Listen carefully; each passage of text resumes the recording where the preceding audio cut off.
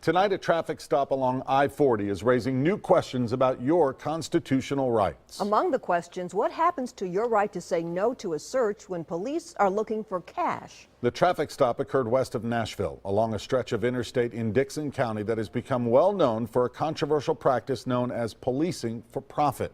For 3 years, our investigation has documented how drug interdiction agencies in that area target out-of-state drivers. Those agencies fund their operations under a state law that lets them seize cash based on the suspicion that it's drug money. News Channel 5 Chief Investigative Reporter Bill Williams spent the last 5 months investigating this latest twist. You know, if you're ever stopped by one of these agencies, you might think you have a constitutional right to say no to a search of your car. But a California couple discovered no doesn't always mean no. Ronnie and Lisa Hankins have no fears about traveling the freeways of Southern California. But after what happened in this traffic stop back in May, the interstates of Tennessee are another story. Seemed like Nazi Germany. You got to have paperwork and proper authority to come through Tennessee. The San Diego couple have been on the road for days after attending a family funeral in Virginia when they got stopped on the westbound side of I-40 in Dixon County. And I told her, we're going to get pulled over. It came right after they passed an interdiction agent with the 23rd Judicial District Drug Task Force. What made you think he was going to stop you? Because we had out-of-state license plates and my wife is Hispanic. After separating Lisa from her husband, come on, have a seat in my truck for me. It's safer there. Supposedly so he could write her a warning ticket for a traffic violation, the agent began repeatedly questioning her. Then he had a favor to ask. We say there's not anything illegal in it. Do you mind if I search it today to make sure? I have to talk to my husband. I just feel like he was harassing me, wanted me to say yes, he can search my car. I'm asking you for permission to search your vehicle today.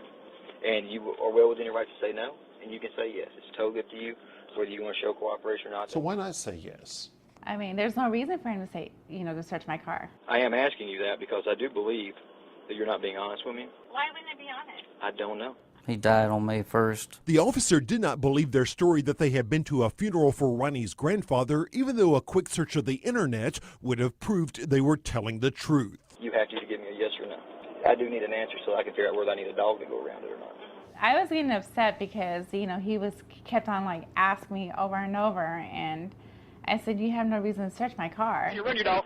That's when agents brought out a drug dog to sniff around their car. If that dog does not hit, they don't get to search your car. No. There's no probable cause. But that's exactly what happened. We ran a dog and the dog's alerted on the vehicle, so we're going to be searching it, okay? And whatever's in there, we're going to find in just a second. Ronnie was furious. There's never been any drugs in that vehicle, and never will be.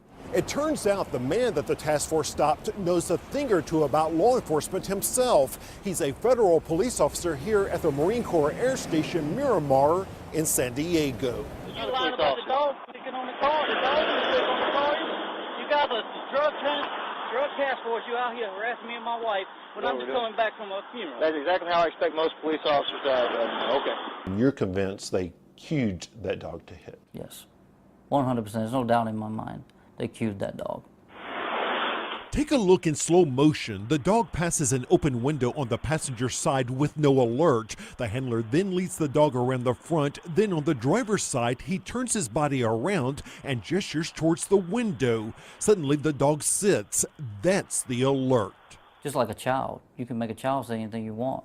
You can make a dog do whatever you want too, if you train them the right way. And you are convinced that's what happened here? Yes. He threw a line about the dog alert. For almost an hour, Man, it ought to be here. the two agents searched the Hankins' belongings, Ain't make it be here, ain't what you told me before? Yeah. even tearing apart part of the dash of Lisa's new car. That really me off when he started ripping everything out of my car. You felt violated? Yeah, I felt violated, and it just, he didn't want to hear it. And when Ronnie insisted there were no drugs, the agent confided he wasn't really expecting any. Well, I'll be honest with you. With you going in this direction, I wouldn't think you'd have drugs in the car. I think you'd have a large amount of money. I knew right then they were looking for money to fund their operations. And what made you think that? Because they're not worried about the drugs. They're worried about the money. Is that not marijuana? Yeah. When agents couldn't find anything, they wrote up this report to justify the dog's alert, saying they found marijuana debris on both the driver and passenger floorboards.